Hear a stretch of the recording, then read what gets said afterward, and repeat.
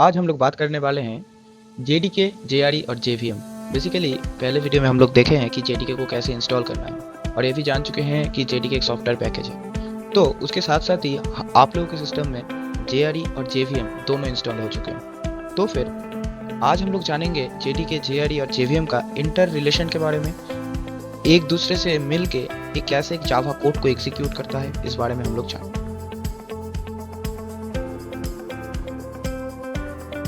तो देखिए सर, इधर एक है कि JDK stands for Java development kit.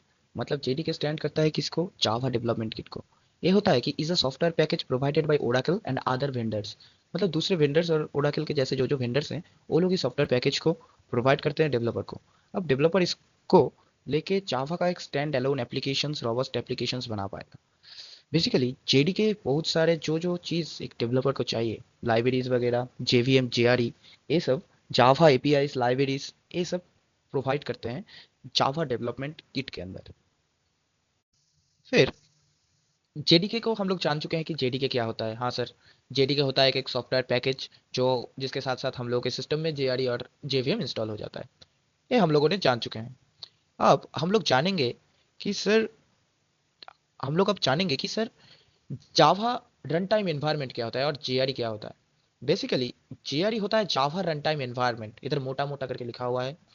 अब it is a part of Java that allow us to run Java program but not develop them. इसका मतलब क्या हुआ सर?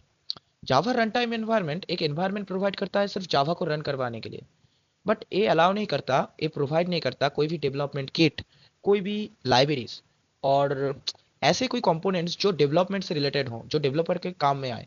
मतलब मोटा मोटा और सिंपल वर्ड में जेआरई हो गया कि जो आप लोगों का, मेरा जावा प्रोग्राम को रन करवाएगा, जो एनवायरनमेंट देगा और जेवीएम का इम्प्लीमेंटेशन देगा। ठीक है। बेसिकली जेआरई इस एनवायरनमेंट में हम लोग भेजते हैं हम लोगों के बाइट कोड को, जो बाइट कोड होते हैं। फिर उस जेआरई के अंदर रहता है जेवीएम, जो उस बाइट कोड को लेके खेलता है। देन उससे मशीन कोड जनरेट करता है जो आपके हार्डवेयर में जाके ऑपरेशन परफॉर्म करवाता है। ठीक है। तो आप अभी के लिए जान लीजिए, हम लोग आगे जाके एक डायग्रामेटिक फुल इलुस्ट मतलब इला आप आगे जाके आप लोग देखेंगे कि एक फुल डायग्रामेटिक प्रोसेस कैसे होता है। सब कुछ हम लोग डिस्कस करेंगे, थोड़ा पेशेंस रखिए। अब जेआरई तक हम लोग ने जान चुके हैं। अब जेआरई जानने के बाद आप लोगों का हक बनता है कि आप लोग जाने जेवीएम क्या होता है। जेवीएम एक्चुअली था उस मैजिकल पार्ट का नाम है जो एक्चुअली जावा कोड को एग्जीक्यूट करता है। इस जेवीएम के अंदर जाने के बाद ही जावा कोड पूरा पूरी एग्जीक्यूट होता है, मतलब मशीन कोड में जनरेट होता है। तो इधर वही लिखा हुआ है सर कि Java stands for Java virtual machine. It is a engine inside the JRE that execute Java byte code to system specific machine code.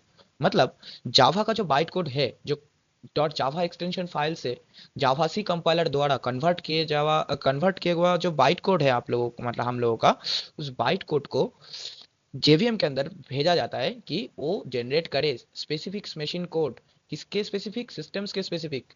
मतलब एक सिस्टम होगा, उस सिस्टम के जो हार्डवेयर स्पेसिफिकेशन रहेगा, उस स्पेसिफिकेशन के अकॉर्डिंग वो मशीन कोड जनरेट होगा।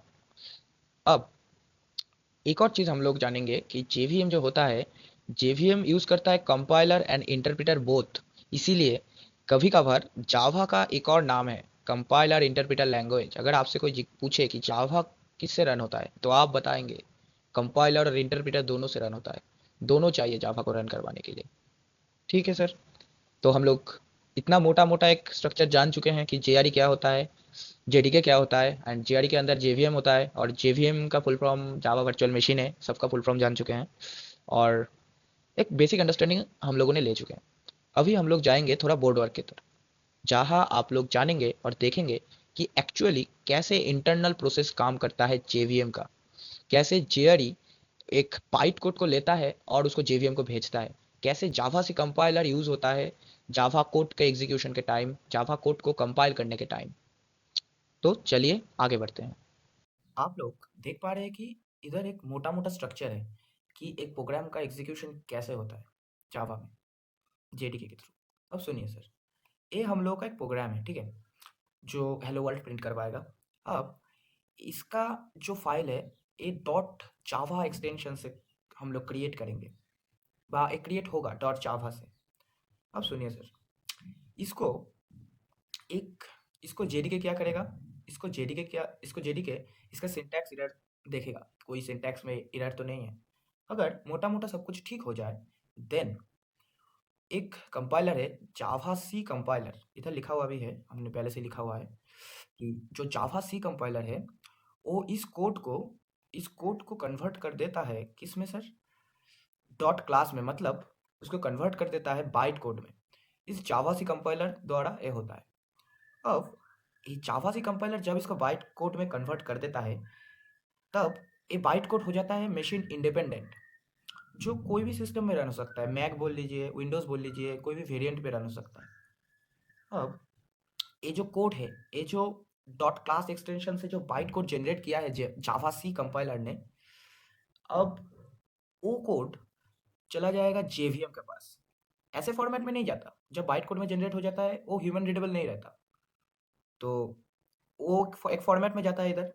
अब जेवीएम इस कोड को लेगा, लेने के बाद दो चीज़ करता है। अब वो दो चीज़ क्या क्या हुए सर, देखिए, जेवीएम के अंदर इस कोड को, बाइट कोड को हम लोग करेंगे इंटरप्रेटेड। इंटरप्रेटर द्वारा ये वाला कोड एग्जीक्यूट होगा लाइन बाय लाइन। अब इधर लाइन बाय लाइन का मतलब क्या आ रहा है, लाइन बाय लाइन का मतलब आ रहा है कि सर जेवीएम एक क्या करेगा कि जेवीएम पहले पूरा कोड को पार्स कर लेगा, पूरा बाइट कोड को पार्सिंग प्रोसेस में फेंक देगा, मतलब टॉप टू बटम एकदम उसको पढ़ लेगा क्या है उसमें। फिर उसको ग्रुप में डिवाइड कर देगा कि एक सीरियली, एक सिक्वेंशियली उसको एक फ्लो में डिस्ट्रीब्यूट कर देगा, किसके बाद हमको किसको एग्जीक्यूट करना है। देन वही सेक्शन को line by line JVM execute करता है, इंटरप्रेटर एग्जीक्यूट करता है। यही फंडा होता है लाइन बाय लाइन का। अब सुनिए सर, एक और कंपाइलर होता है जेवीएम के अंदर, जिसका नाम है JIT compiler, just in time compiler. अब जस्ट इन टाइम कंपाइलर क्यों, क्योंकि आप लोग सभी जानते हैं कि इंटरप्रेटर और कंपाइलर में से कंपाइलर ज़्यादा फास्ट है, इंटरप्रेटर स्लो है। बिकॉज हमने पहले ही बोला कि वो पूरा कोड को पहले पार्सिंग प्रोसेस करता है, पार्स करता है उसको, देन उसको सेक्शन में ग्रुप करता है और ये डिटरमाइन करता है कि किसके बाद किसको एग्जीक्यूट करना है हमको, then one by one, line by line उसको एग्जीक्यूट करता है। बट इसमें तो बहुत टाइम लग जाएगा। अगर एक कोड में आपने कोई भी प्रिंटिंग प्रोसेस, कोई भी अरिथमेटिक ऑपरेशन को 10 बार कॉल कर लिए या उसको 10 बार यूज़ कर चुके हैं, तब उस पर्टिकुलर ब्लॉक को जेवीएम क्या करता है, जस्ट इन टाइम कंपाइलर के थ्रू उसको एक ही टाइम कंपाइल करके रख देता है। जब इंटरप्रेटर को इंटरप्रेटेड के टाइम उसको ज़रूरत होगा, तब उसको कंपाइल करने का, उसको इंटरप्रिटेशन परफॉर्म करने का कोई ज़रूरत नहीं है उधर, वो उसको सिर्फ लेके काम कर लेगा अपना। तो फ्रीक्वेंटली और फ्रीक्वेंसी बढ़ाने के लिए और काम को जल्दी करने के लिए जेवीएम के अंदर कंपाइलर और इंटरप्रेटर दोनों का इन्वॉल्वमेंट रहता है, इसीलिए जावा को हम लोग कंपाइलर इंटरप्रेटर लैंग्वेज भी कहते हैं। ठीक है सर। अब सुनिए, जेवीएम के अंदर और भी कुछ छोटे छोटे कंपोनेंट्स होते हैं, जैसे एक होता है class loaders. Class loaders basically ये जो हम लोग का जो क्लास है, उस स्टार्ट डॉट क्लास को ही अभी जेवीएम के अंदर हम लोग को लोड करना है, वो डिसीजन लेते हैं क्लास लोडर्स। अब क्लास लोडर्स इस क्लास को लोड करेगा जेवीएम के अंदर, करने के बाद सर, जेवीएम के बाद जब क्लास लोडर, जेवीएम में क्लास लोडर जब क्लास को लोड कर लेगा, उसके बाद एक और सेक्शन को चेक किया जाता है कि इसमें कोई मेमोरी इन्वॉल्वमेंट तो नहीं है, मेमोरी रिलेटेड कोई ऑपरेशंस तो नहीं है, जो संभालता है मेमोरी मैनेजमेंट एक यूनिट होता है जेवीएम के अंदर उधर, कि वो बेसिकली देखता है कि मेमोरी मैनेज करता है कहाँ कहाँ रैम में हम लोग को मेमोरी एलोकेट करना है, हीप मेमोरी एलोकेट करना है या स्टैक मेमोरी एलोकेट करना है, ये सारी चीज़ें देखते हैं जेवीएम में, मेमोरी मैनेजमेंट। उसके बाद आता है एग्जीक्यूशन इंजन। वही एग्जीक्यूशन इंजन इस कोड को, इस डॉट क्लास मतलब इस बाइट कोड को एग्जीक्यूट करता है और कन्वर्ट करता है मशीन कोड में। अब इस मशीन कोड जो जनरेट हुआ, वो मशीन कोड होता है प्लेटफॉर्म डिपेंडेंट, मतलब जेवीएम होता है प्लेटफॉर्म डिपेंडेंट। जेवीएम को हम इंस्टॉल करते हैं प्लेटफॉर्म स्पेसिफिकेशन के वाइज, मतलब जेवीएम का वेरिएंट बहुत सारे हैं। इस दोनों का जो हम लोगों का जो बोल लीजिए जेडीके होता है, जेआरई होता है, इसका कोई वेरिएंट नहीं होता, सिर्फ होता है वेरिएंट जेवीएम का। जेवीएम होता है मशीन डिपेंडेंट, मतलब मैक के लिए जेवीएम का इंफ्रास्ट्रक्चर थोड़ा अलग है, विंडोज़ के लिए थोड़ा अलग है, 32 बिट के लिए थोड़ा अलग है, 64 बिट के लिए थोड़ा अलग है। ऐसे करके जेवीएम उस जो बाइट कोड था, उस बाइट कोड को मशीन कोड में जनरेट कर देता है। देन मशीन कोड में जनरेट करने के बाद वो मशीन कोड हो जाता है प्लेटफॉर्म डिपेंडेंट, मतलब एक कोई स्पेसिफिक हार्डवेयर, स्पेसिफिक कोई हार्डवेयर स्पेसिफिकेशन के अंदर वो वाला कोड सिर्फ रन करेगा। इसीलिए एक और चीज़ आप लोगों को जानने की ज़रूरत है। ये इंटरव्यू लेवल में बहुत सारे पार्ट पूछा जाते हैं कि अगर आप लोगों को बोला जाए कि कस्टमर लेवल में कस्टमर के लिए कस्टमर को भी रन आपका जो जावा का जो एप्लीकेशन होगा व ऐप होगा, उसको कस्टमर को भी रन करना है, ठीक है? अब कस्टमर जब रन करेगा उसके लिए कि जेडीके उसको ज़रूरत है? बेसिकली इसके आंसर में जेडीके उसको ज़रूरत नहीं है। जेडीके ज़रूरत होता है डेवलपर के लिए कि वो हाँ, जावा का एरर को पकड़ पाए, सिंटैक्स एरर क्या-क्या है, वो सब पकड़ पाए। जेडीके इसलिए होता है। जेडीके होता है कि कोड लाइब्रेरीज़ प्रोवाइड करते हैं, कोड पैकेजेस प्रोवाइड करते हैं, जो एब्स्ट्रैक्ट एपीआईज़ होते हैं, जो बहुत सारे कलेक्शन क्लासेस होते हैं, वो सारे प्रोवाइड करते हैं। बट वो होते हैं डेवलपमेंट पर्पज़ के लिए। अब जो जेआरई होता है, वो जावा को रन करवाने के लिए इफ़ेक्टिव है। जावा को रन करवाता है, अलाउ करता है कि आप इसमें जावा को रन कीजिए। हम एक पैकेज प्रोवाइड करते हैं जो जावा को रन करवाने के लिए देते हैं, नॉट जावा को डेवलप करने के लिए।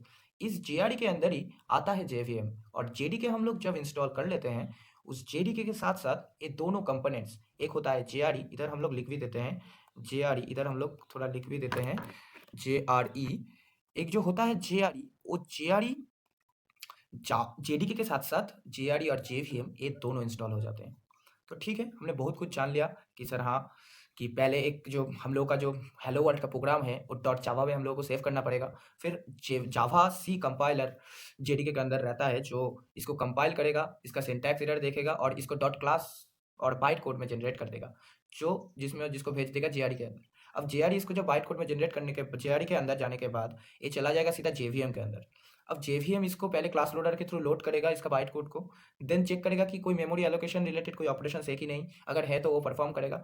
देन उससे पहले इसको पहले ग्रुप वाइज इंटरप्रेटेड करेंगे, जो इंटरप्रिटेशन के प्रोसेस हमने बताया वही सारे प्रोसेस फॉलो होंगे। देखेगा कोई मल्टीपल टाइम यूजिंग ब्लॉक्स तो नहीं है इधर, तो फिर उसको जिट कंपाइलर के थ्रू एक ही टाइम कंपाइल करके रख देगा प्रोग्राम में एफिशिएंसी लाने के लिए। देन क्या कर लेगा कि एग्जीक्यूशन इंजन के थ्रू इस वाले बाइट कोड को कन्वर्ट कर देगा मशीन कोड में, जो होता है प्लेटफॉर्म डिपेंडेंट। इसीलिए इससे हम लोग दो चीज़ का कंक्लूजन में आ पाए, हाँ सर, जावा होता है compiler and interpreter language, and जब तक जेवीएम तक नहीं जाता कोड, वो तब तक मशीन इंडिपेंडेंट रहता है। जब जेवीएम में चला गया, वो वाला पार्ट हो जाता है मशीन डिपेंडेंट। जेवीएम जो जनरेट करता है वो होता है मशीन डिपेंडेंट। मीन्स जेवीएम का स्पेसिफिकेशन डिपेंड करता है हार्डवेयर के ऊपर। और एक और चीज़ हम लोगों ने जाना कि जब कोई यूज़र आपके एप्लीकेशन को, मेरे एप्लीकेशन को रन करना चाहे, तब सिर्फ उसके लिए जेआरई इनफ है, उसके लिए जेडीके का ज़रूरत नहीं है। बिकॉज़ जेडीके अलाउ करता है डेवलपर को जावा प्रोग्राम डेवलप करने के लिए, सिंटैक्स एरर देखने के लिए, उसको चेक करने के लिए, डिबगिंग करने के लिए। एक यूज़र को ऐसी सारी चीज़ों की ज़रूरत नहीं होती। इसीलिए उसको सिर्फ जेआरई चाहिए, जिससे जावा का प्रोग्राम को सिर्फ रन किया जा सकता है, नॉट डेवलप किया जा सकता है।